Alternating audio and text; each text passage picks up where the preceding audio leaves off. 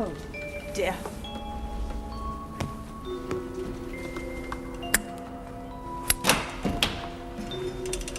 What was that?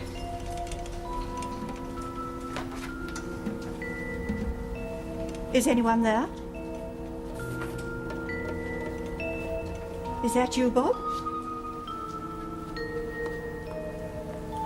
Bob?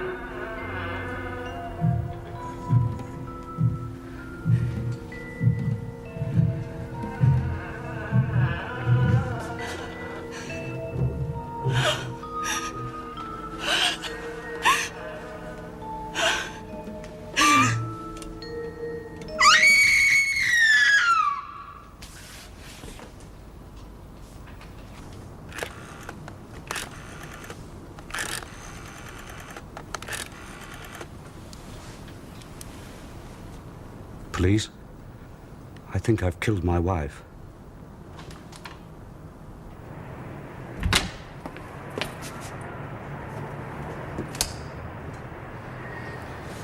I'm sorry, I didn't know you were in. Oh, just resting my eyes. Bethnal Green stabbing. They picked him up in Camberwell. He coughed. Good. I looked in the map room on the way up. 2 more crimes of violence, more GBH, villains carving up villains. Nobody weeps. Not a lot. Well, there's this from Halder Street. Domestic killing. Some chap phoned in to say that he'd done in his missus. Alder Street. Wonder if Tug Wilson's still there. He was an inspector when I was aide to CID. I just put my hands round her throat. To kill her? Put my hands round her throat. And strangled her? But how can you die from that? I don't believe it. Mr. Archer. It's meant to be a joke. A joke? I just came up behind her in the dark, put my hands round her throat and said... Yes? Sounds so silly, but... Gotcha, that's what I said. As you squeezed her throat? No, I didn't squeeze. Then what do you think killed her? Astonishment? Well, that's one way of putting it. What? Oh, Percy. Can I have a word?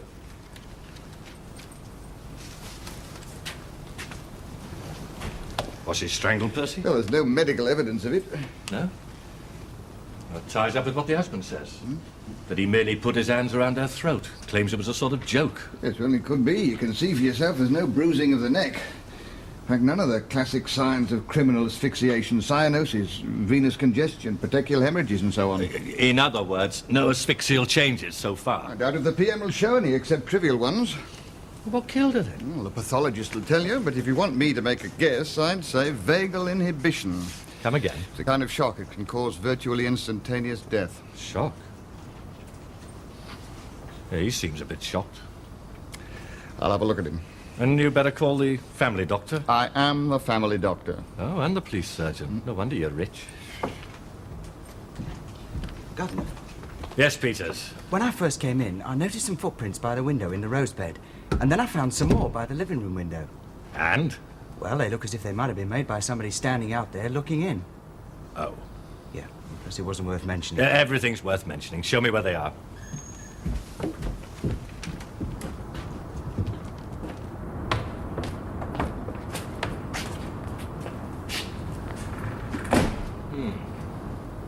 I don't know what it signifies, if anything.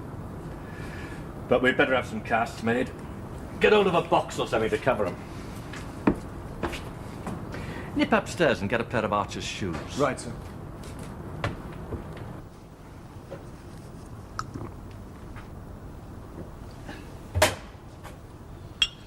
Aqua Vitae, the elixir of life. Very good for shock. Go on, knock it back, man. Doctor's orders. Sorry. Not used to such big doses. Go on, have another. Get habituated. All right now, thank you. You don't mind if I do? I've had a few shocks today myself. Oh, please, help yourself. Yeah, this broken vase. What's that? Looks as if it hit the wall.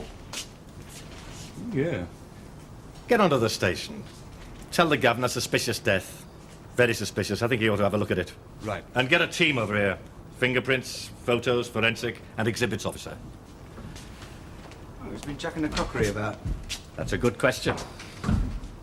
Is he all right now? Well, he's a lot better. Good.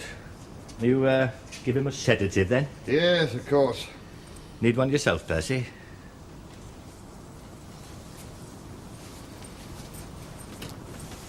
Good night.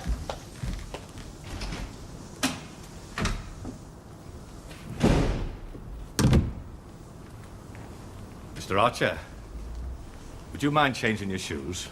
Shoes? We need those for examination. Oh, yes, all right.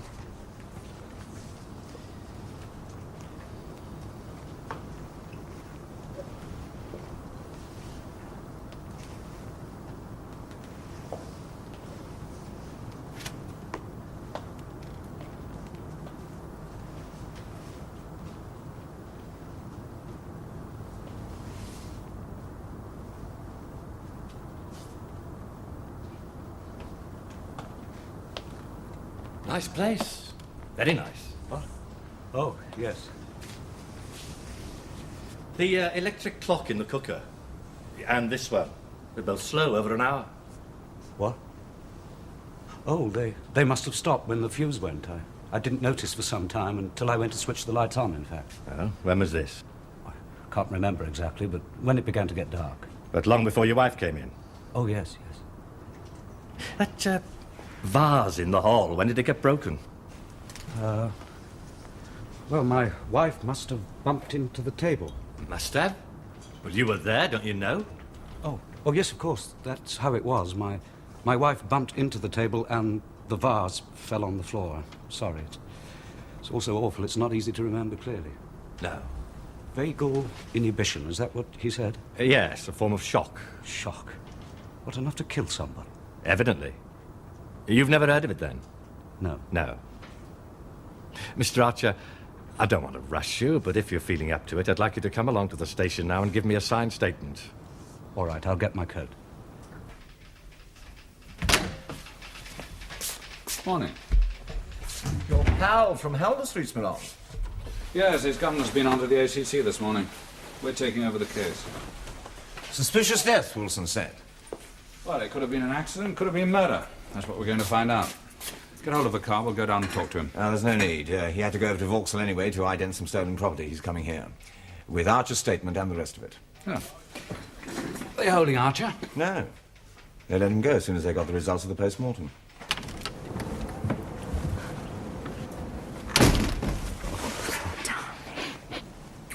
Was it awful? It's pretty awful. They kept me at the station for hours last night. Oh, why?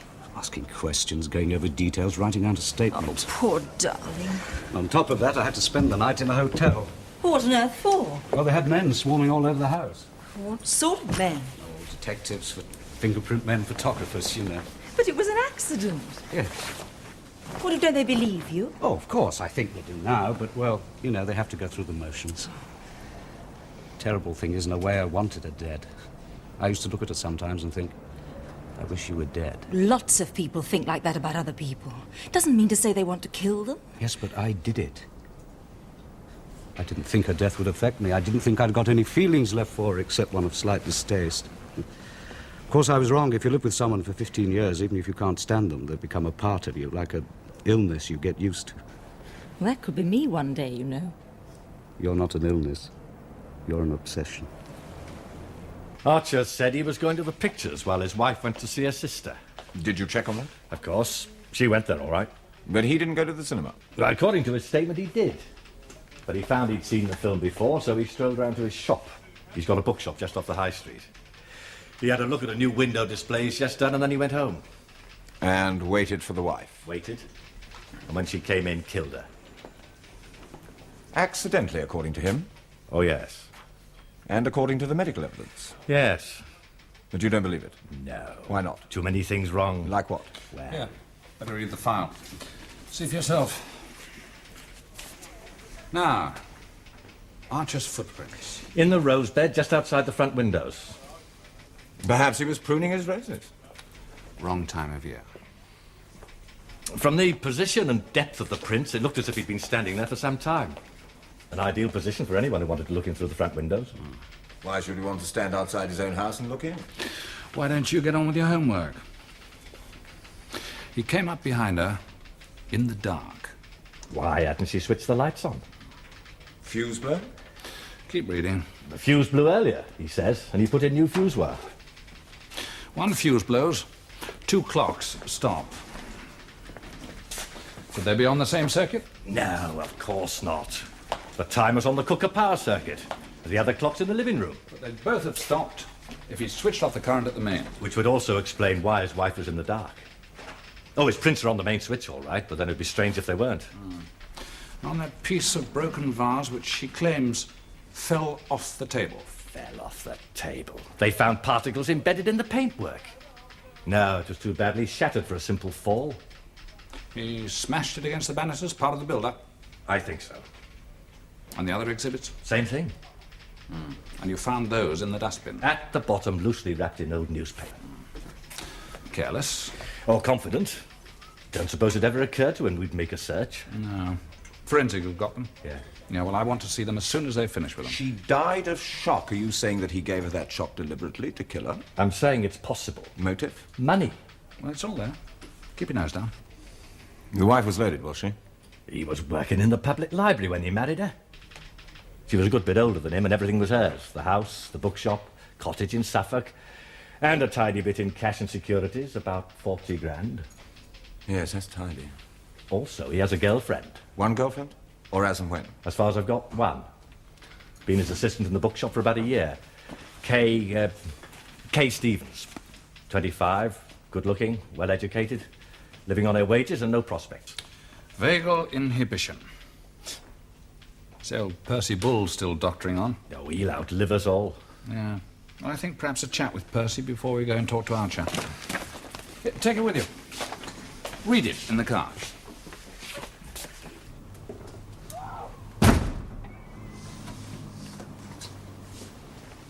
If you weren't ill when you arrived, you would be when you left.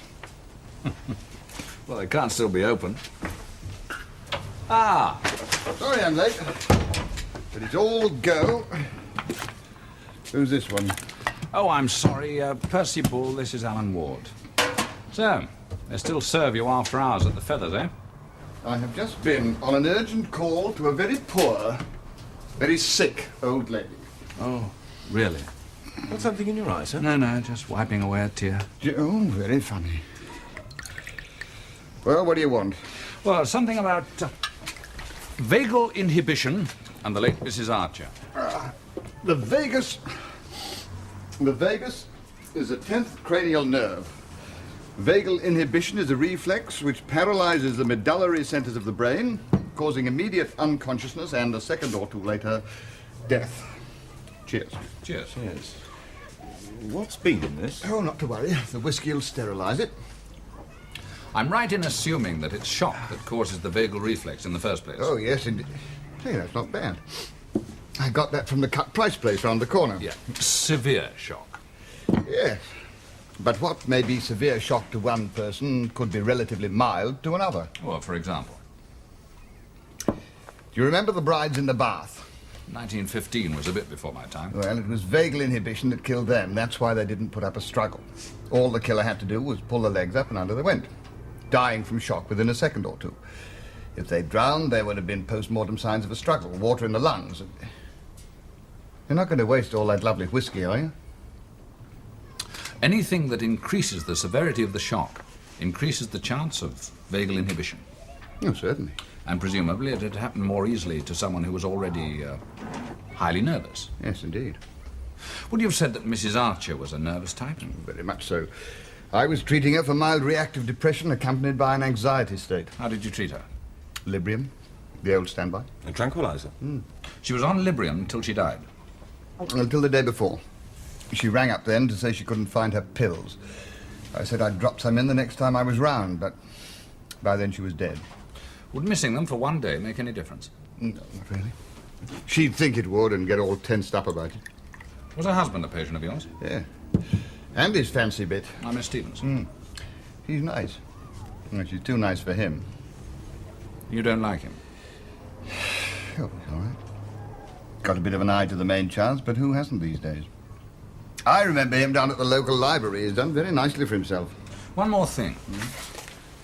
Could vagal inhibition be induced?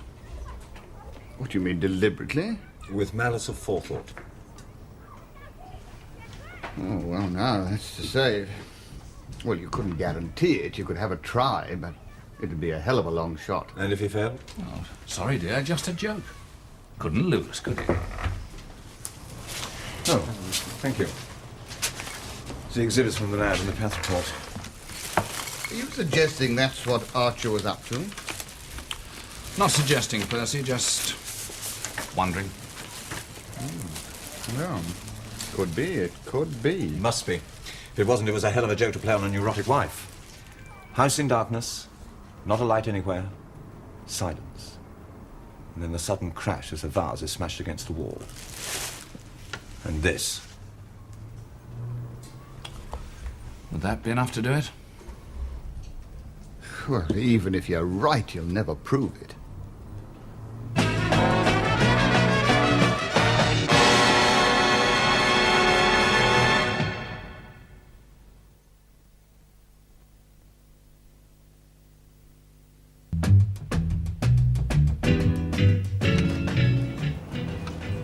Ah, Superintendent Kingdom.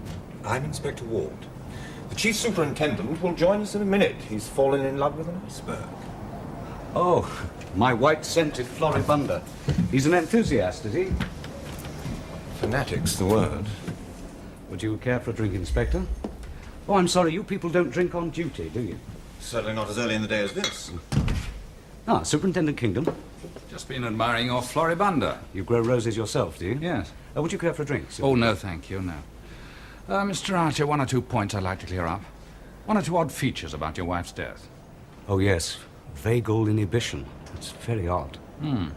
You told Inspector Wilson you never heard of it. Well, I hadn't until Dr. Bull mentioned it, and then I looked it up. But you didn't look it up until after your wife's death. No. Where did you look it up? In a book on forensic medicine. Oh, that'll be the one you took home from the shop about 3 weeks ago. I don't remember doing that. Miss Stevens does. But you've been to the shop? Yes. Oh, what for? You'd no right to do that. Every right. Why should you object?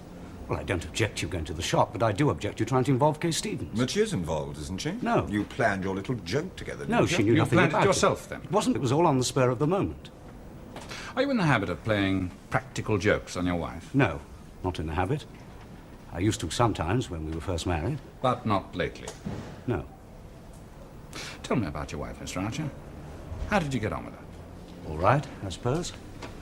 She was a good deal older than me, but we had things in common, books and music and so on. I first met her at one of our library lectures, and we started to go to concerts together, and, well, she wanted a husband. And you? I wanted a bookshop, I suppose. Does that sound awful? Sounds like a bargain. Yes, well, I tried to keep my side of the bargain, to be a good husband. And I think I was until I met Kay. And then you became a not-so-good husband. Well, it depends what you mean. We still got on all right together. We were still friends. Did your wife know you were in love with another woman? No, I took care to deceive her. I didn't want to hurt her. Did you ever ask her for a divorce? I aired the subject in a general way once or twice, but she had a thing about marriage being forever. According to your statement, you came up behind her in the dark. That's right. In the dark. She was alone. She was coming home to an empty house, she thought. But she didn't put the lights on. Well, a fuse had blown. Ah, yes, and stopped the clock. Yes. And the timing clock on the cooker. Yes, of course. How? They're on different circuits. Oh, no, of course, I'm forgetting. The fuse went much earlier. I put in another one. Then why didn't the lights work? Well, actually, I'd switched them off at the main. You had you? All part of the joke. Well, yes. You didn't say anything to Inspector Wilson about that? Well, no. Well, you see, I was so embarrassed about the whole thing. I mean, the idiocy of a grown man playing a stupid joke like that. Yeah, stupid, perhaps. Certainly very elaborate. I wouldn't say that. Wouldn't you say that was elaborate? Where did you find that? Where you put it. You did, didn't you? You put it in your dustbin. Yes. After you'd finished with it. After you'd used it to kill your wife. No. Then why did you have it? Well, actually, I bought it as a present for a nephew. What nephew? My brother George's boy, Tim Archer. Address? Warple Road, 14 Warple Road, Finchley. But you never sent it to Warple Road. You put it in your dustbin. Yes, well, I decided that it was too horrific for a young boy. But not for a middle-aged woman. If you mean Pauline, she never saw it. Not even when you put it on? I never did. I mean, you never even tried it on just to see what it looked like? No. Your wife was taking Librium, I believe. Yes. 10 milligrams 3 times a day. I don't know. Where did she keep them? In her bedroom. You had separate rooms. Yes. Whereabouts in her bedroom? I don't know. Well, you took them away. No. You took them away and threw them in the dustbin. No. Where they were found last night. Where are they at? I don't know anything about them. You took them from your wife's room and threw them away. No, I never touched them. Never? Are you sure? Absolutely certain. Then how did they get into the dustbin? Perhaps Pauline dropped them in her waste paper basket by mistake, or, well, maybe our Daly threw them out accidentally. That's Mrs. Simmons of 18 Jonagaunt Road. Yes. She's made a statement. She says that she knows nothing about them and that they were lost when she wasn't there. Well, I don't know anything about them either. You knew, though, that without them your wife would be even more nervy than usual. Well, I suppose so, but I'd never thought. Then why did you throw away the pills? I didn't. And why did you put on the mask? I didn't. Are you trying to say that I killed her? That's what you said. Well, yes, but accidentally. It's all in my statement. Nothing in your statement about turning the lights off at the main. Well, no, but I've already told you that was part of the joke. Ah, like smashing the vase against the banisters. I didn't. Creeping up behind her in the dark. Wearing a mask. Putting your hand round her throat. Hoping to kill her. No. Intending to kill her. No. Yes. No, it was an accident, I tell you. It was an accident.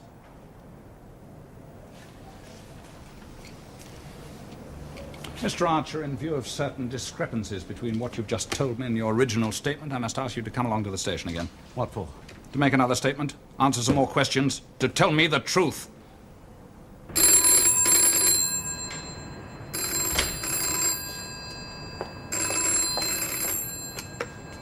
Chief Superintendent Kingdom's office. Is he there? Who is that? Dr. Ball, police surgeon, Halder Street. I've got some news for him. Oh, I think you could find him at your station, Doctor. He's been there most of the day. Yes, well, I haven't got time to go chasing him all around London.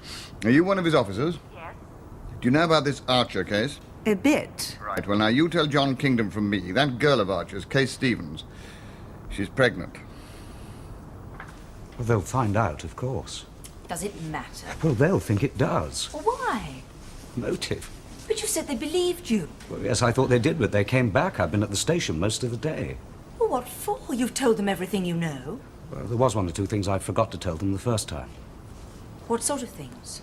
Like switching the lights off at the main. You did that? Well, only as part of the joke. And forgot about it afterwards? I was confused. I was in a state of shock. What else did you forget? Nothing. Nothing to do with Pauline. Nothing important. Darling, what did they say to you when they came to the shop? Well, they just asked questions. About you and me and Pauline. Did she know about us? Did I know you've been planning this joke? But I didn't plan it. Well, you told them that, I hope. Well, how could I? I didn't know. The book, the medical book, how did they get onto that? Well, they asked me if you'd been interested in that sort of thing, and I said I'd remember seeing you take it, that's all. Yes, I wish you hadn't mentioned that. Why did you take the book? Oh, I was just reading a book on the Bravo poisoning case. I wanted to check forensic details. Is that the explanation you gave them? Kay, you believe me, don't you? Well, I want to. Look, I'm innocent. You know I am. At least you should know. Anyway, they can't prove a thing. Motive, opportunity, means. But can you prove it? I don't have to, just produce the evidence. Where is it? Well, it's 2 statements, forensic reports, fingerprints. If you add it all up. If you add it all up, have you got enough for a conviction? Have you got enough for a prosecution? Well, the director will decide. If he does give us the go-ahead, the defense will take us to the cleaners. Unless we can turn up more evidence. Anything we turn up can only be more evidence that he killed her. He admits that. What we need is evidence of intent. Oh, thank you for pointing it out. I'll try and find it. Right. I'll have a go. If you're thinking of the girl... Yeah, I'm not. Well, she's the only person he might have told. I don't think she knew a thing about it. The only person who knows what he intended is Archer himself. Well, that's a fair old glimpse of the obvious. Thank you for pointing it out. And the only way of nailing him is to get him to admit it. Well, now you have overdone it. It's worth trying. What do you think we were trying to do all day yesterday? I think he could be pushed a bit harder. No. No pushing. I don't mean clobber him. Leave him alone. If there's enough here for the director, we'll pull him in. Meanwhile, just let him sweat. Let him know we're still working on it. Keep on it, friends, relations, neighbours, and especially the girl. Why can't you leave us alone? I've told you everything I know, and so has Bob, haven't you? Over and over again till I'm sick of telling him. I don't like you, and I don't like your manner. Miss Stevens, I'm merely trying to get at the truth. Or get a conviction at any price. All right. Let's start again. Your wife was in a highly nervous state. She'd been deprived of her sedative, which made it worse. You waited here for her in the dark, ready to execute an elaborate plan. No, how many times must I tell you? It was all on the spur of the moment. There was nothing sinister about it. I'll show you how sinister it was. What do you mean? Exactly what you did and how you did it. What's the point of it? I've already told you what I did. Yes, but you left out one or two bits, didn't you? No. All right. You tell me where I go wrong. I'll play your part, and Woman Detective Constable Fry will be the victim. Well, this is disgraceful. You'll simply make it up between you to suit yourselves, to try and prove something that isn't true. Let them play their stupid charade, darling. It doesn't make any difference. No! Look, I don't trust you. I'll take the part of the victim, so there'll be a limit to your collusion. Sweetheart, let them get on with it. I don't see why they should have it all their own way. Have you any objection, Inspector? Well, I really think it would be better if Miss Fry did it. Why? Well, I wouldn't want to subject you to anything unpleasant or disagreeable. I am not a child, Inspector. Very well, if you insist. I do. Right, then. Miss Fry, take Miss Stevens outside, tell her exactly what I wanted to do, give us a minute, and then send her in. Switch off the main. Now then, let's simulate conditions.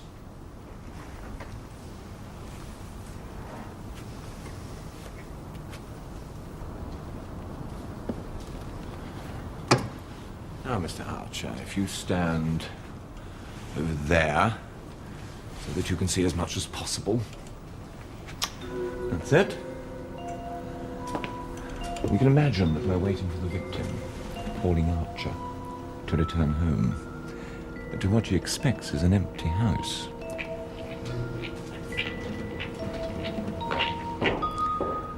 Now the door is opening.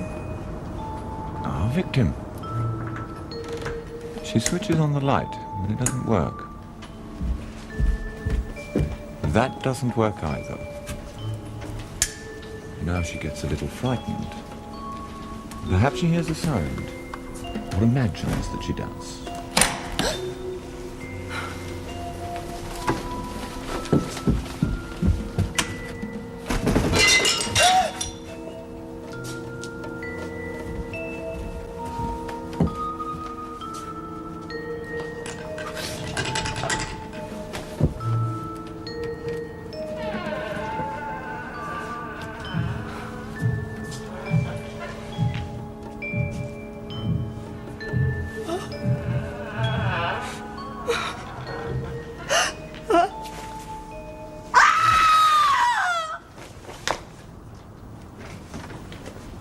You've killed him.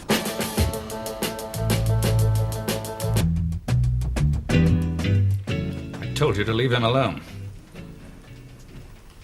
But I've got an admission. Alleged. A confession. He's coughed the lot. Did he write it? No. Did he sign it? No, but I've got two other police witnesses beside myself, and we all made our notes immediately after the interrogation. Oh, I'm sure you did.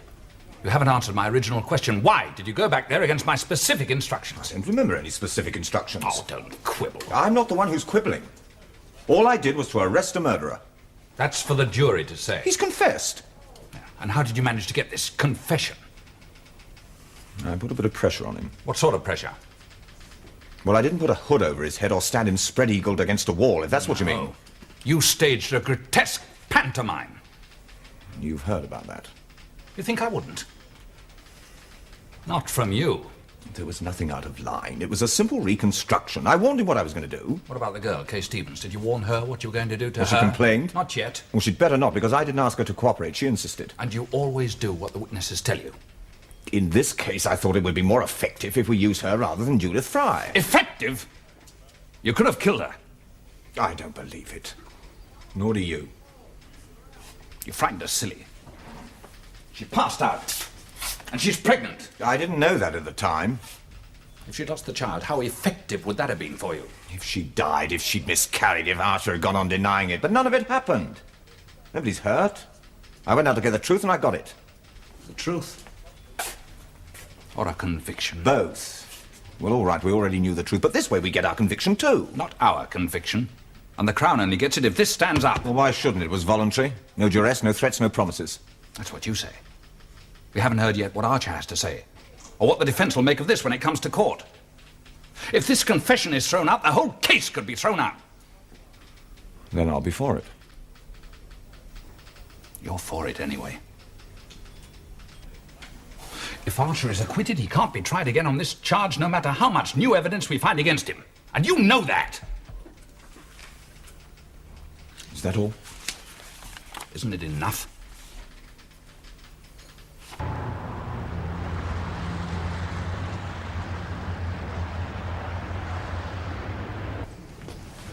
Well, Kingdom, we meet again. Mr. Cleveland, I don't think you know Inspector Ward. Ah, so you're the fellow, are you? Fellow, sir? The statement by the accused. Tricky one, that. Why? Well, there's been some suggestion from the defense that it was elicited by improper methods. You mean duress? That's what they mean, and what is me. I can assure you, sir, that there was nothing that any reasonable man would call duress. Well, I wouldn't have expected it in a case where John Kingdom was investigating officer. I take it Mr. Ward was acting under your instructions. As you say, I was the investigating officer. And did you approve the manner in which the confession was gained? Yes. All right, he's your man. Suited me to ask, really. Well, we might get away with it. Oh, Reggie. Reggie Davidge for the defense. Excuse me. How are you? Quietly confident. I must say I'm rather surprised your people are going ahead with this one. Why? What have you got without that confession? Ah, so you are going to object. Naturally, after my man's very strong complaint about duress, as I more or less told you. Well, if you're right, and the evidence is inadmissible, and we haven't got a case without it, why didn't you get the whole thing thrown out in the lower court? Not above Jenkins, oh no. He'd never take the responsibility of deciding a point in law, so we'd have ended up here anyway. And by then, my dear chap, I'd have had to disclose my hand. So you would.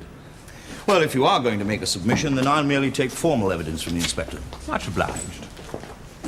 Inspector, did you visit the accused at his home on the afternoon of October the 26th? I did. Were you accompanied by anyone? By Woman Detective Constable Fry and Police Constable Phillips. Did the accused make a statement to you? He did. He said... Stop there, officer. My lord, I understand my learned friend wishes to make a submission to you on the admissibility of the evidence to follow, and I would support the view that it should be heard in the absence of the jury. May I remind you, officer, you are still under oath. I was aware of that, sir. Are you also aware that the alleged statement was made under the most improper, indeed deplorable, conditions? No, sir. You decided to reconstruct the alleged crime, did you not? I took the defendant through the events of that night, yes. Did you switch off all the lights and create an atmosphere of gloom and eeriness? Darkness was essential to the crime. The victim was killed in the dark. Crime? It is not for you, officer, to decide whether a crime has been committed. Alleged crime. Now tell the court exactly what you did in the course of this so-called reconstruction. So, you smashed a vase against the wall, you crept up behind her, you put your hands round her throat, and you were wearing that horrific mask. Yes. And Miss Stevens, who'd never seen the mask before, fainted. Is that correct? Yes. But she asked to take part in the reconstruction, and she's never complained. Don't make speeches, officer. Confine yourself to answering the question. You wore that mask and then Miss Stevens fainted. And can you wonder? Now, what was the point of this indecent charade? Was it to frighten the defendant? No. To shock him? No. To put him at his ease, then? No, it was... Yes, Inspector? well, to shake him a bit. Ah, at last, to shake him a bit. I wonder what you'd have done to shake him a lot. Thank you, Inspector. I've not finished with you, Inspector. I was thanking you for answering my question. This so-called confession was, in fact, the written-up report of an interrogation. A record of admissions which the defendant made because he was so terrified that he would rather have admitted anything than continue his ordeal by inquisition. Is that not right, officer? No, sir, he wasn't terrified. At least he didn't seem so to me. So you regarded his confession as genuine? Absolutely. Then why, when he had recovered, didn't he make a statement of his own volition and sign it? Perhaps he thought better of it. Did he not, in fact, immediately and strenuously deny his guilt? And all the admissions which you had literally terrified him into making? I can only repeat, sir, he did not seem terrified to me. Inspector, was he not so distracted that at one point he thought Miss Stevens had been killed? Did he not say, in fact, "You've killed her"? Yes. He then admitted that he'd murdered his wife. No, officer. He admitted that he'd killed her. But he'd always admitted that. It was you who put the word murder into his mouth. Wasn't it? I asked him if he'd murdered his wife, and he said yes. He said yes. As he would have said to any question you put to him in those circumstances. Thank you, officer. That's all. And finally, my lord, if I may refer you to Archbold. Paragraph 1105, I'll read the relevant passage. In order to be admissible, a confession must be free and voluntary. And unless it be shown affirmatively on the part of the prosecution that it was made without the prisoner's being induced to make it, by any promise of favor, or by menaces, or by undue terror, it shall not be received in evidence against him. My lord, I submit that the whole point of this barbarous procedure was to terrorize the prisoner into admitting anything that could be construed as an admission of guilt. This alleged statement is not only worthless, my lord, it is disgraceful and totally inadmissible under the rules of evidence laid down under judges' rules. Mr. Clevedon?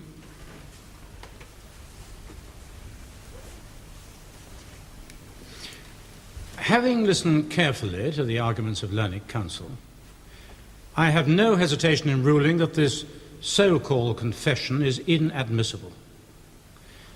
Inspector Ward's methods were far more than improper. They were totalitarian in their cynical disregard of the rights of the individual. I will pass no further comment on his actions. No doubt his superiors will. Recall the jury. Usher, please show Exhibit D to the witness. Do you recognize that? Yes, it's part of the broken vase which was found on the floor in the hall. Were all the pieces on the floor? No. There were some scratches in the paintwork, and small fragments of the vase were lodged in some of those scratches. Did the accused offer any explanation as to how the vase came to be broken? He said his wife knocked it off the table as she fell. Then how did the fragments get onto the wall? I don't know. Nor do I. Exhibit F, please. You hold it up so that the jury can see it. Now, as we have already heard from the evidence of Constables Jacobs and Irwin, this mask was found in the prisoner's dustbin. What did the prisoner have to say about it? He said that he'd bought it for a nephew, but decided it was too horrific to send, so he'd thrown it away. Did you question him further? Yes. I asked him if he'd ever worn it, and he said no. I then asked him if he was quite sure that he'd never even tried it on, just to see what it looked like, and he replied that he was quite sure. Why did you press him on this point? Because traces of hair, similar in all respects to his own, were found adhering to the mask on the inside here. as we have already heard from expert evidence. So, despite his denial, the accused must have worn the mask at some time. Yes. Now would you look at Exhibit G, please? What is it? It's a bottle of pills prescribed for Mrs. Archer, which she lost on the day before she was killed. My lord, I must protest against the assumption made by the witness in that answer. I don't see why, Mr. Davidge. I understood it was common ground that Mrs. Archer was killed. What we are here to determine is whether it was by accident or design. As your lordship pleases. I shall be calling medical evidence, my lord, on the significance of the lost pills. And as we have already heard, the pills also were found in the dustbin. What did the accused have to say to you about these pills? He said he had no idea how they'd got into the dustbin. His wife kept them in her bedroom. He didn't know where, and that he'd never touched them. Never touched the bottle? So he said. Why did you press him on this point? Because I knew that his fingerprints had been found on the bottle. Remarkable. When did you put your questions to Mr. Archer? His second statement. The only statement which he made to you. Was it on the day after his wife's death? Yes. And is it not the case that he was still in a state of considerable shock, very upset and confused? I don't think so. You don't think so? I am not asking for speculation, Chief Superintendent. In that case, I don't know. Didn't you observe his manner? Yes. And was it not that of a man who was upset and confused? No. You cannot have observed him very closely, I can assure you he was. And very naturally so. Let us consider the questions of the mask and the pill bottle. Granting that he may have touched the pill bottle on one occasion, a long time before his wife's death, and granting that he may have tried on the mask for a moment before deciding it was unsuitable for his nephew, is it not perfectly natural that in his state of distress and confusion he should forget two such trivial incidents until reminded of them? Answer the question, please. I'm sorry, I didn't know you'd finished. Don't be impertinent, Mr. Kingdom. Confine yourself to answering the questions. Is it not natural that in all these circumstances he should forget two such trivial incidents? Are you asking me to speculate? My lord, I must appeal to you to protect me from the insolence of this witness. I hardly think you need protection from a witness, Mr. Davidge. But since you've appealed to me, I must say I think you asked for it. My lord, I must... All right, Mr. Davidge, don't let's make a meal of it. As your lordship pleases. I do please, and now let's get on. I think you've made your point about the prisoner's possible forgetfulness. As far as this witness is concerned, my lord, but I shall return to it with other witnesses. And now let us turn to the book on forensic medicine, which the accused took home with him from the shop. Did he tell you he was taking it? No. And how did you know? I saw him take it and asked him what it was. Did you ask him why he wanted it? Yes. He said there was no special reason. He just liked it. Liked the subject? No, the book. He said he liked the look of it. Nothing about wanting to look up the forensic details of a Victorian murder case? Not then, no. What do you mean? He only said that afterwards, when the police asked him about the book. My lord, I must object to the introduction of hearsay evidence. And after his wife's convenient death, when Mr. Archer was free, did you still plan to marry him? Immediately afterwards, yes. Not now. Despite the baby, you would not now agree to marry him? No, I wouldn't. Why not? I couldn't. I couldn't bear to. Not after what he did. My lord, I must object in the strongest possible terms to this line of question. Neither the witness's current matrimonial plans nor her current opinion of the accused are in any way relevant to the case. Mr. Cleveland, I'm inclined to agree, unless you can offer some justification. I don't think I can, my lord. No further questions. Thank you, Dr. Bull. No re-examination, my lord?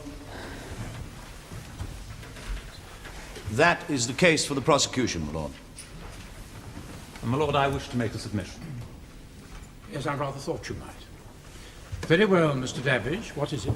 The old fool throws the case out now, and justice will be seen to be done. Justice?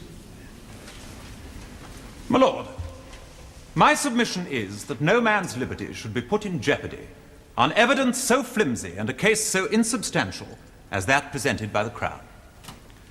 A very few pieces of circumstantial evidence, all of which are capable of perfectly innocent explanation.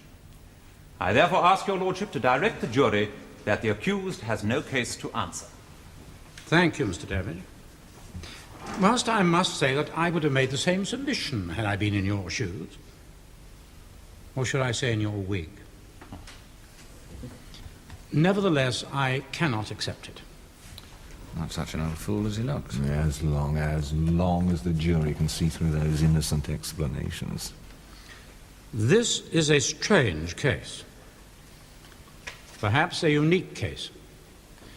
If all the evidence upon which the Crown places a guilty interpretation is equally capable of an innocent interpretation, then I believe it is not only in the interests of justice, but indeed of the prisoner himself, that the jury should decide the issue after hearing all the evidence from both sides.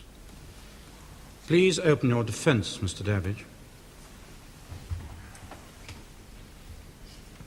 Members of the jury, do you find the prisoner at the bar guilty or not guilty of murder? Not guilty. My God, the bastard's got away with it. Wait for it. And that is the verdict of you all? Yes, not guilty of murder, but guilty of manslaughter. Members of the jury, I entirely agree with your verdict.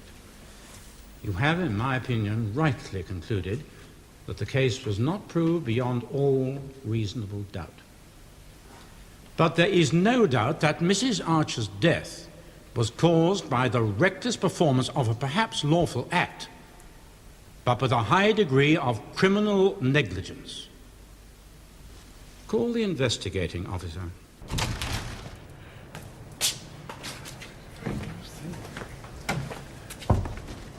Is that what you call justice? What do you call it? He got away with murder. He's laughing at us. I shouldn't think he's laughing. He got a 5-year sentence. When he comes out, there'll be nothing. No house, no shop, no money, no girl, no child. What more do you want?